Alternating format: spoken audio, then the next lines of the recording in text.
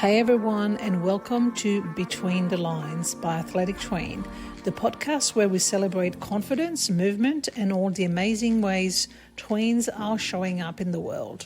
I'm your host, Samira Benarif, founder of Athletic Tween, and today's episode is a special one.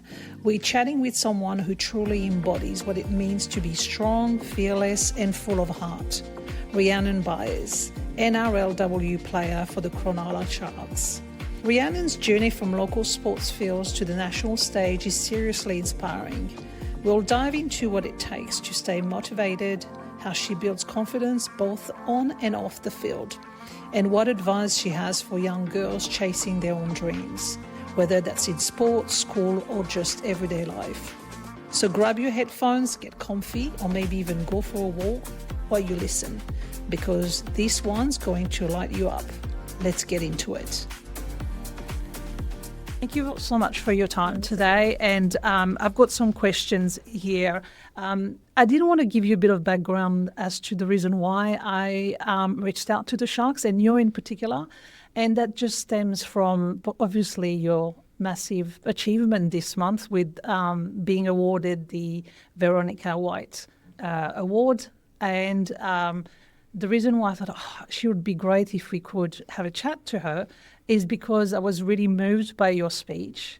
Everything that you covered, in terms of, being so open and humble about, the struggles that comes with being a professional sport player. And I just thought it's amazing. And I'd love our community, our audience as a brand to hear that, because we do want to sort of cater for tween age girls, so that 8 to 14-year-old girls. And as you would know, and we all went through this, as women, it's really that tricky age where you're starting to have to manage all your emotions, your self-esteem and all of this. And I felt that within your speech, you kind of touched on that, and there was beautiful messages that kids, like girls, should listen to. And given where you're at now as a professional player, it's amazing to sort of, give a great model or example of what can be achieved with your background. So I did want to sort of touch on that and congratulate you, obviously. Oh, thank you. Yeah. So I'm sure you're very proud. I saw some message from your mom as well on how proud she was. So I'm a mom, obviously, so it sort of will touch a soft spot. So with that done as a preface, what I want to go through is a set of questions, and it's all about having, with the lens of, this is, the objective is to have that available for tween girls. And so all that messaging around what your experience has been about, managing your emotions, your self-esteem, and obviously and how it translated with your accomplishments. So my first question is around this, like the confidence and the well-being. And so, which is tricky at that age. So I just wanted to know for you how important it was to have role models, and who your role models were growing up, and, giving you that inspiration to be where you are now. Yeah, so there was one role model that I had when I was growing up through school, and she started playing tackle footy, and practically I just followed her everywhere when we were horse riding. She was pretty much I called her my sister, even though she wasn't. But so that was Taylor Macy, and she was a huge role model for me. She actually got me my first job. She was my manager at PCYC in Moree, and she had pretty much the attitude of oh well, it is what it is, and if anything went wrong, it was sort of just let's just move on, and we'll fix it, and then we'll go on. And that so really helped me. Like a mentor as well. Yeah. So that really helped me without her realizing that she was doing that. That helped me for when in the longer run, because I was oh, it is what it is. Yeah. Okay, we'll be better and we'll move on. We weren't dwelling over it. And I think for us as younger teenagers, and there's a lot of pressure of from social media of who we're meant to look like, what our body shapes are meant to look like. You're meant to have so many followers on social media and all those type of things. There starts to become pressure without even realizing being pressure. And like I see it a lot with the girls that I mentor in the Aboriginal space where they go, oh, but like I'm not pretty enough to do this. And I'm like, what do you mean? Yeah. You are pretty enough. You are your own human, and your beauty is who you think you are. People shouldn't define that. Yeah, for you. 100%. Yeah. 100%. And then my role model that I think for me and like my culture and my identity was Kathy Freeman. Oh, of course. Yeah. And she was amazing. Like she had the whole weight on her shoulders from like obviously going into that gold medal match. Race, not a match. During the Olympics. During the Olympics. Yeah. And like the weight of Australia, just depending on her to win that gold medal, was something that really inspired me, because like we see it all the time, like so many Indigenous athletes, and like when they have that huge impact, the community then weighs onto them to then keep being that brilliant person for them. And just the way she stood up and she raced and she did like our nation and our culture with so much pride, and yeah, I was just moved by it. And then I was just like, I just want to be that person. I want to be that person that inspires like the next kids, even if I don't even get to meet them, but them seeing me on TV or seeing me what I do, then that's what I'm hoping that they of course. they go, I want to be that person. Like obviously we have a lot of statistics that we fight a lot against with, life expectancy. Yes. People then put us in the categories of crime and all those things. So like being able to, show those kids that no matter where you're from, what your dream is, if you put yourself to it and have the friend group, then you can achieve it. Yeah, that's amazing. And look, speaking of Kathy Freeman, I did see someone on an interview she did recently, and she still had the same view on the pressure that was on her when she ran that race during the Olympics. She was talking about it. And yeah, the fact that she represented, and it was obviously you already have the pressure of going into the race, as you said, but that additional elements that she represented. So, all the credit to you and people like Kathy Freeman and yourself. Yeah, thank you. Yeah, I really appreciate it. And so you've touched on the icons and all of this. Another thing that I wanted to talk about is you obviously as an NRL woman footy player. So in my eyes, that will be one of the toughest, sports to play, particularly for a woman, right? It's very physical. It's I'm super impressed with, the intensity, the resilience, and all the you have to be mentally strong and resilient going into the game. So can you share with us an advice that you would give to young girls on how you've managed to develop those qualities? And, how do you manage to face those challenges when you go into on the field?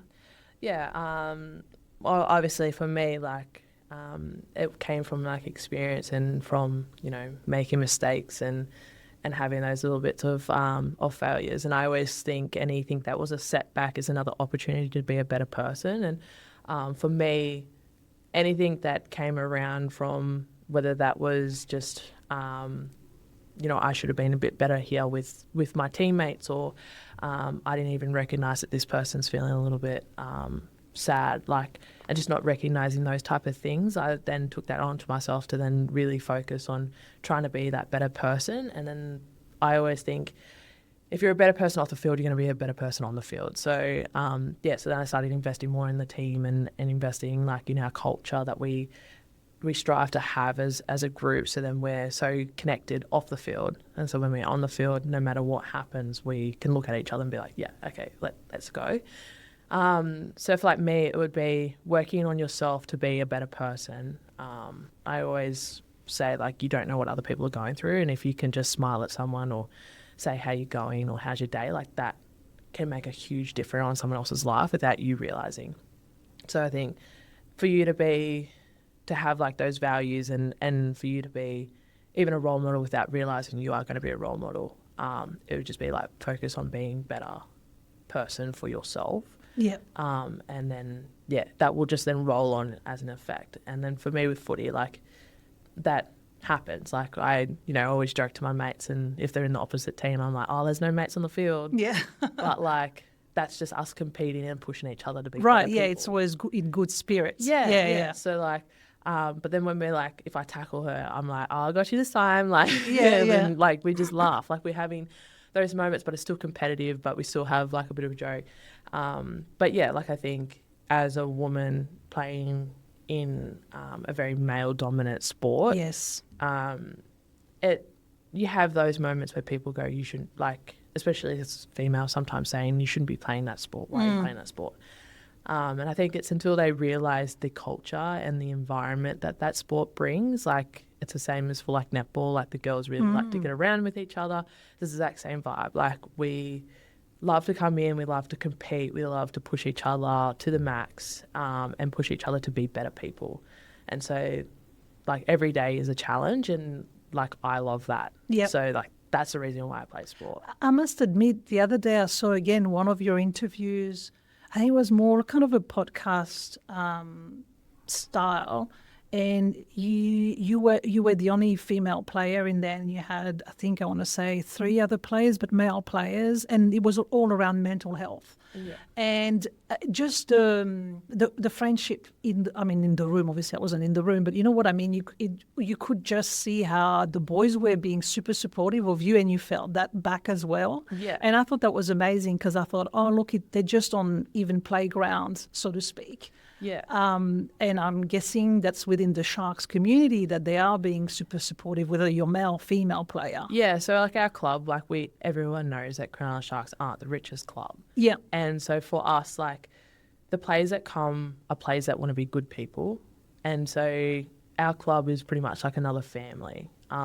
So, with people that have injuries or people that may be going through a bit of a tough time, like no matter if it's the male or the females, they come together. We see each other. We don't really tend to see each other a lot because like our time frames when we come into trainings. But when we do see each other, it's always, hey, how you going? Like, good luck this weekend. Like, that's our conversations. It's not like, oh, I'm in the NRL, you can't talk to me. Yeah. It's not like that. It's very much like, and our same as our coach, like the NRL coach and the NRLW coach, like they're always having meetings. They're always having conversations on like, what can they do here? Like, like picking each other's brains really. And the coach will even say the hello, like the male coach will come and say hello, and he'll be like, oh, like, how you going, Rhiannon? Like, what's been going on? Watch like this game, like, what's your thoughts? And like, he'll ask me like questions that like not other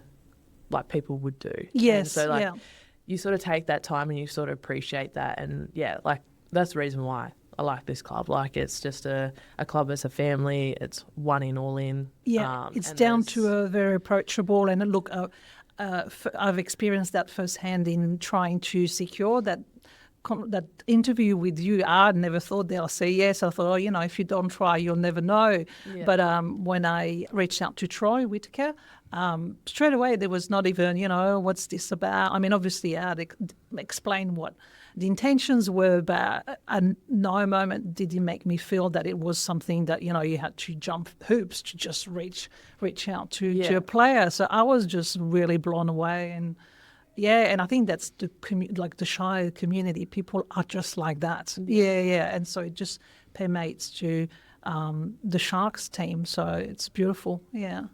Thank you.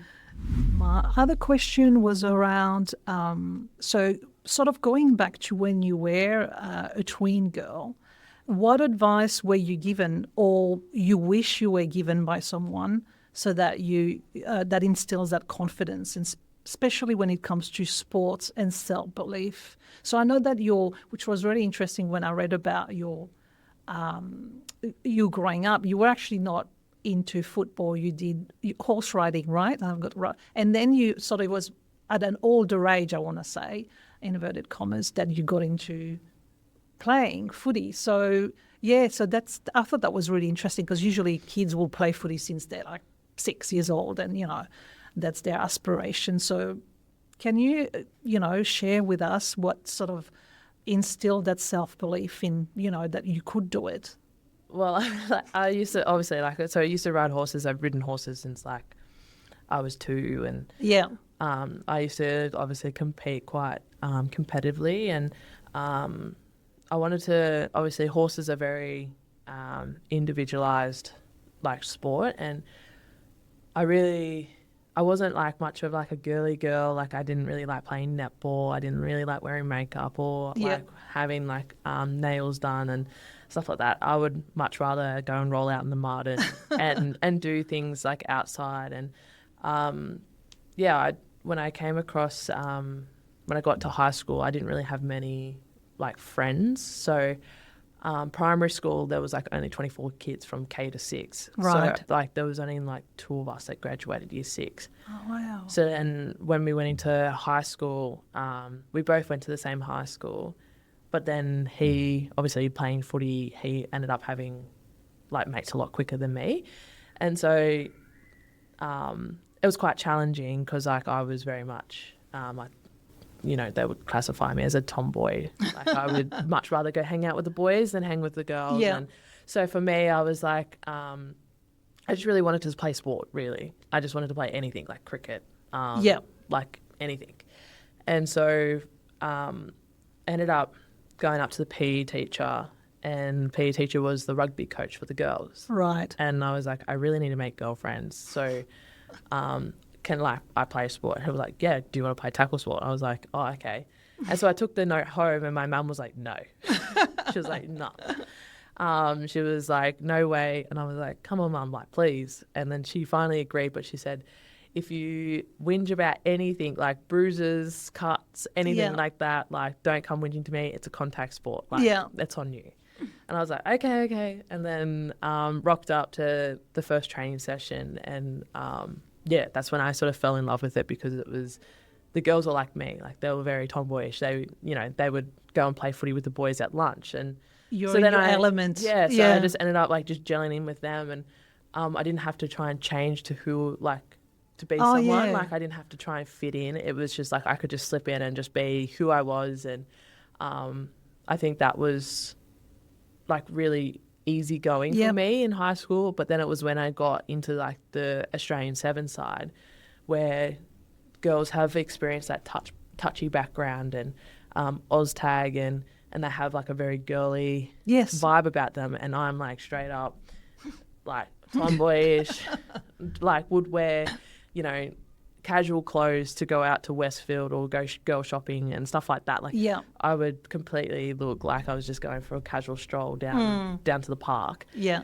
And so I found that I had to try and change my identity to try and fit in, and then I became more, I don't know, like more cut up, that I couldn't be who I was, and people didn't really understand who I was as a human, to then get to know me. So then I started to show my true self towards the end of my career with Aussie Sevens, and then that was a bit like obviously tricky for me, and I experienced a lot of mental health matters when I was in the Sevens background. But when I made the switch to NRLW, it was like the same vibe back when I was in high school. Like everyone just treated you for who you were, and that's when I was like, nah, like that's where you belong. Yeah. And I was like, I wish I made this move earlier, because I was like, would have saved me that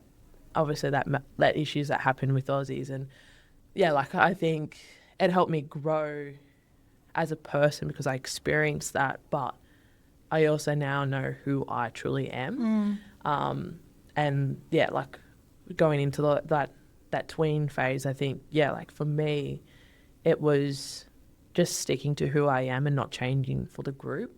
Yes. Or changing just to fit in.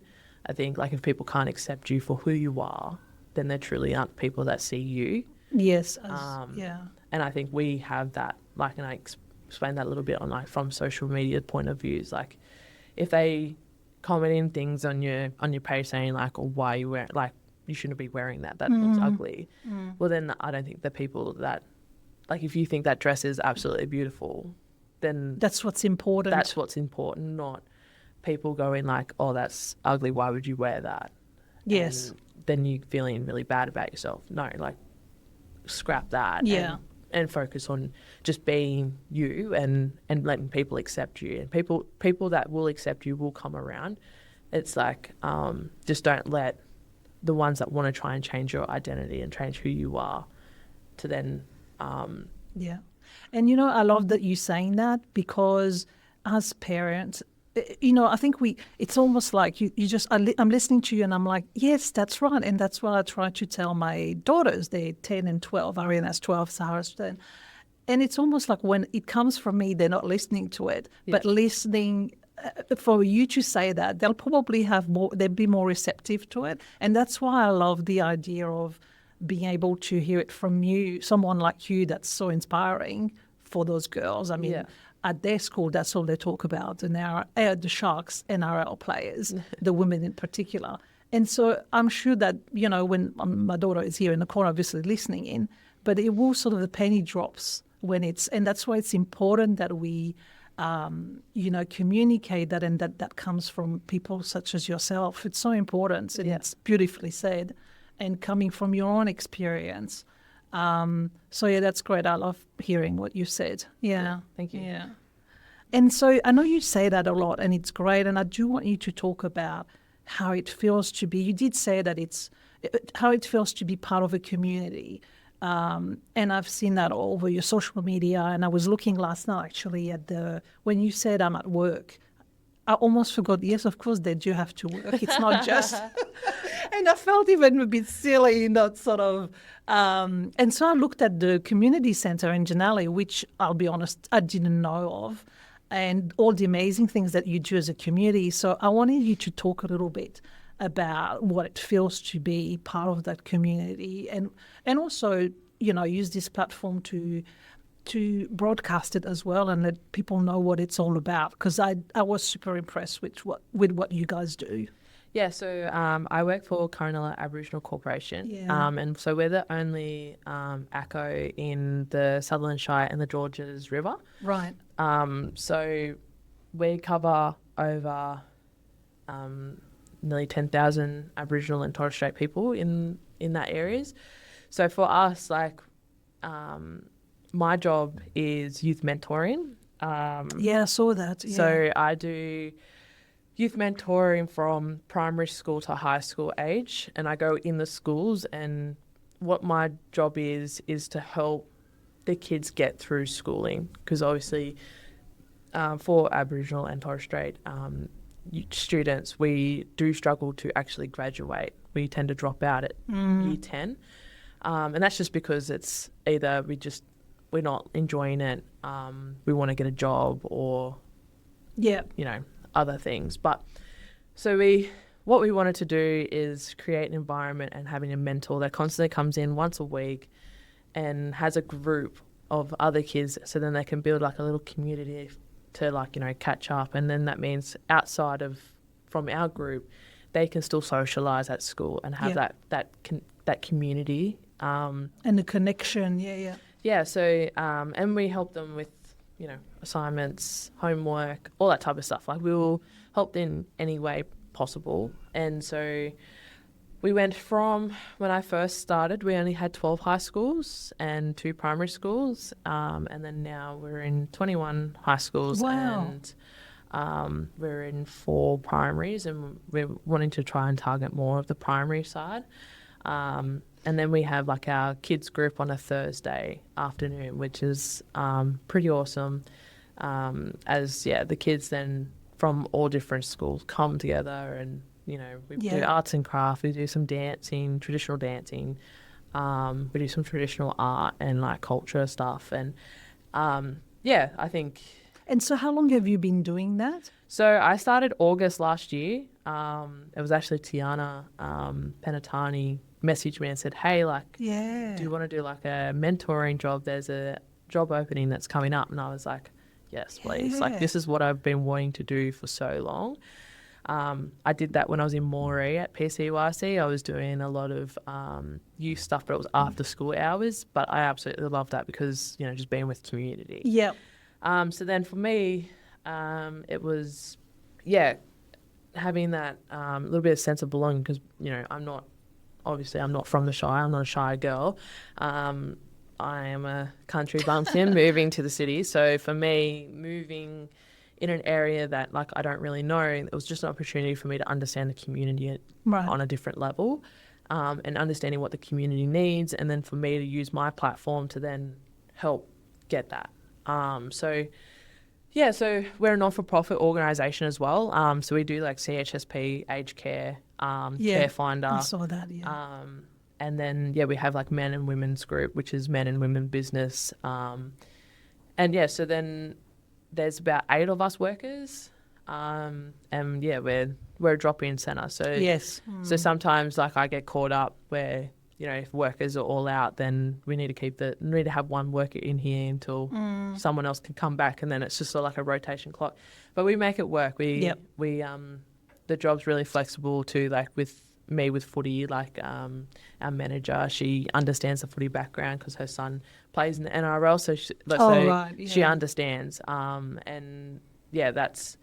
It was really important for me as well, because obviously, yes, I'm getting paid for this job, but then also Cronulla Sharks is a second job as well. So I also have to make sure that I'm being flexible for both of them. And but it's great, I mean, to be involved at that level with the community. And I mean, even for you, I think, and that's sort of my 2 cents on this, is you hear a lot of stories of people going into professional sports, and once their career is, you retire so early, you're like, well, what do I do now? So for you to be doing that, in tandem with your footy player, so at least you have a purpose, even beyond your sporting career. So it's amazing. I think it's super important for you to do both. Yeah. Well, that's the thing. Like RLPA and NRL focus on obviously for your end of the career phase, and so they're constantly running educational programs to help get your qualifications. So then when it is time for you to retire, it sounds horrible because you're so young.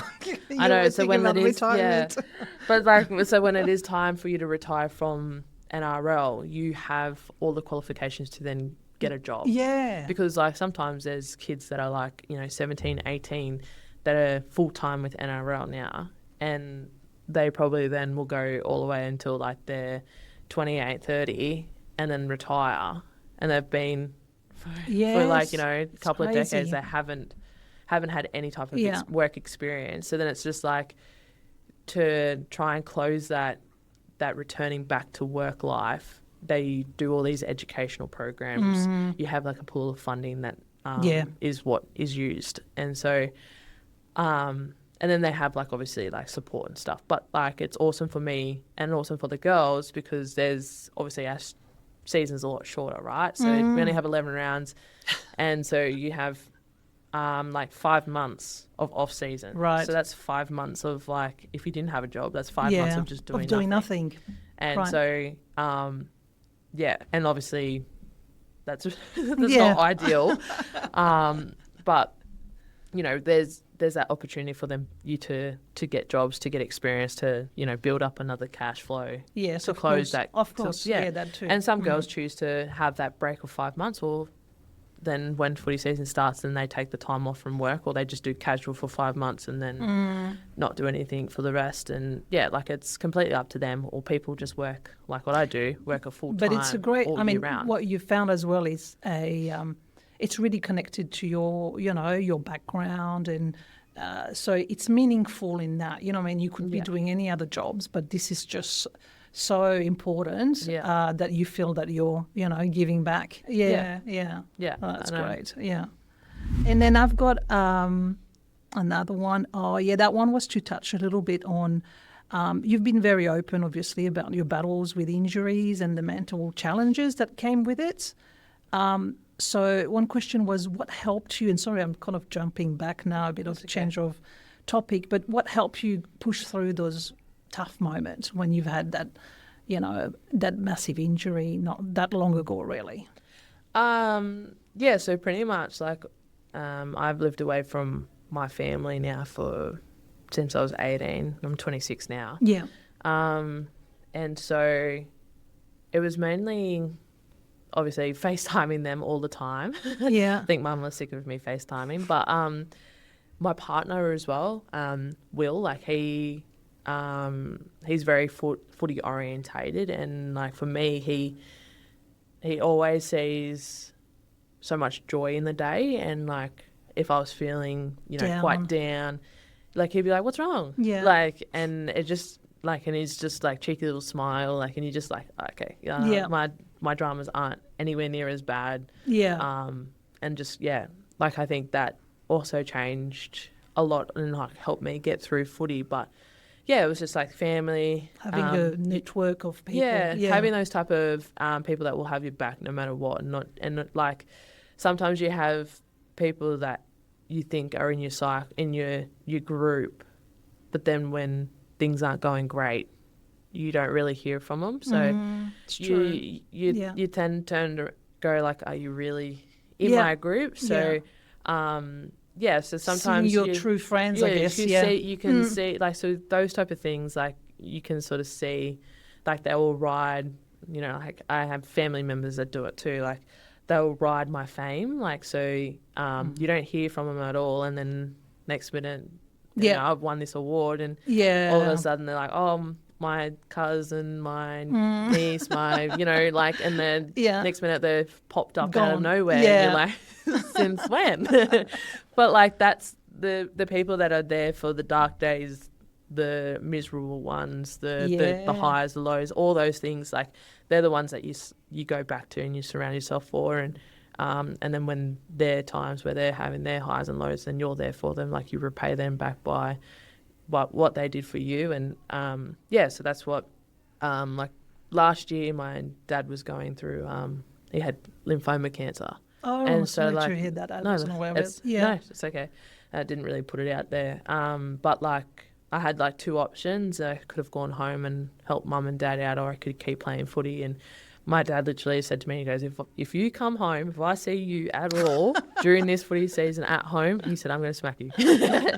He goes, I do not want to see you. He goes, I want to see you out on the footy field. He goes, I want to see you absolutely killing it. He's like, that's what I want. Yeah, that's amazing. So practically every game I was just playing with so much heart and pride and pushing through to, like, you know, make him proud. And so then we had a lot of Queensland games. So my dad was doing treatment up in Toowoomba. So they would. Oh, yeah. So then, it made sense because we had a lot of Queensland games. So he was able to come and watch a lot of the Queensland games. And it was awesome. Like, and also Sharks were so supportive. Like, they said if anything goes wrong, like, or anything that you need to do, like, just go.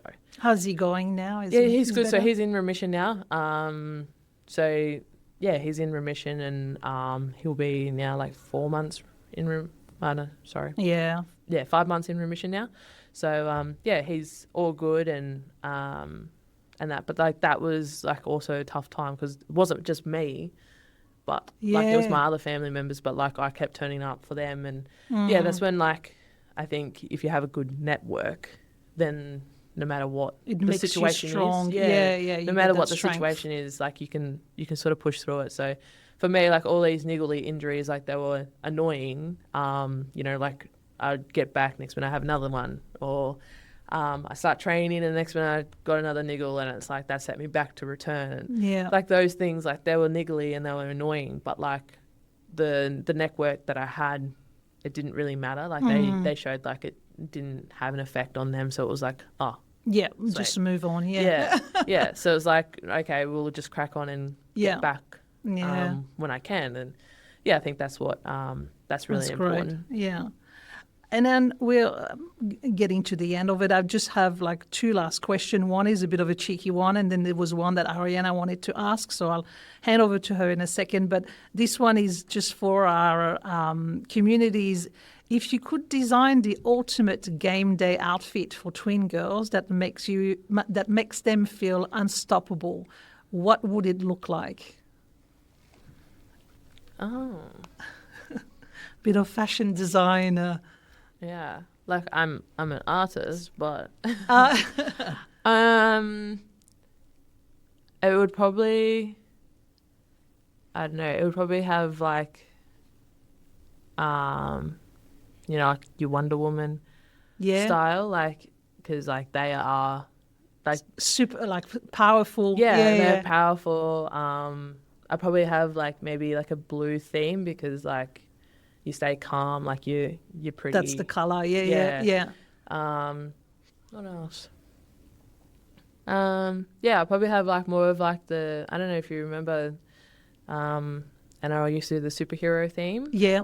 Yeah, I'd probably just make it as a Wonder Woman. Yeah. outfit, because then I think if you look at the Underwoman, if you look at her old movies and stuff, like she was like a gladiator, but she was like massive, really really strong, powerful. Like men were like jealous of her. Like, they also would, like they were also very like categorizing of her like, oh, you're so strong, like, and would like make stereotypical like comments about her and stuff like that. So then I would like that would us be and women, like I'd be like, well, I am Wonder Woman. Like I bet you I can outlive you. So like I think it would probably just be like an Underwoman theme. Yeah. Thank you. Yeah, that's great. And look, I'll hand over to Ariana with her question. Yeah. And burning question, and then we'll wrap things up. Hi. Hi. So my question is, at school, I sort of struggle with like getting prepared for big games, or honestly, because I do dance competitions sometimes, I get really nervous, and I'm just like, am I going to forget some of the choreography? Am I going to be not on time? So I see you do really good in your game, so I want to see what you do to help concentrate and just push back that negativity away. Okay, well then my question for you is, how many times do you do a dance practice? Dance practice, I do it. Well, I only do jazz and contemporary on the same day of the week. Mm-hmm. It takes about 2 hours. So yeah. So when you think about it, the hours that you put in every week for how many times is your dance competition? Oh, well, I used to do them every 2 weeks. Yeah. But now I do them every, like, at the end of the year concert. Yeah. Yeah. So then you've got all year to train up for that one moment. You've done all the practice and all the efforts that you need to do. So for me, like, I always think about it like nerves are a positive thing, but then you don't let it consume you too much. Because like when you start thinking, like if you start playing the dance in your head way before, then you've already done your best dance already. Oh, yeah. So the way I think about it, and I do the same. So like when there's a big game, I don't think too much about what I need to do in the game or what I need to like, what like the opposition are going to be doing. That's me playing the game before I even play it. So for me, I think of what 3 points that I need to do, the 3 points that were key. So like for me, it might be run hard, tackle hard, no inside shoulder, right? So might be my 3 key points. So you might have 3 key points of like eyes up, smile. Yeah. You know what I mean? So then I just make sure that I just keep reminding myself of those like 3 things leading up to that time. And then when you've done all the practice, so then when you get out there, you don't actually really have to think. It's just muscle memory. Oh, yeah. Do you understand? So like, so for me, like I'm 9 times out of 10, I'm not even thinking on the field. It's just, I'm just doing because it's just what happens. But when I start overthinking, that's when I start going backwards. Does that make sense? Yes. So, always think, don't try and play too much in your head and playing, like doing the dance before you even dance. Yep. Or, if you're playing cricket before you even play, or playing what the next swing will be. Because then you start thinking about what you need to be doing, then you're overthinking it, and then that's when you will end up having those moments. This is because the nerves have consumed you. Does that make sense? Yeah. Okay, so. Thank you. Thanks. That's okay. That's all good. Oh, what an inspiring conversation that was. A big thank you to Rhiannon Byers for joining me today on Between the Lines and for sharing such honest insights about confidence, resilience and chasing your dreams both on and off the field. At Athletic Tween, we believe every girl deserves to feel strong in her own skin, and stories like Rhiannon's remind us that courage, kindness and self-belief go hand to hand. If today's episode resonated with you, don't forget to follow us and share it with another young girl who could use a little boost of inspiration. You can find more empowering content, interviews and updates on Instagram at Athletic Tween. Thank you so much for listening, and remember, be confident, be kind be totally you.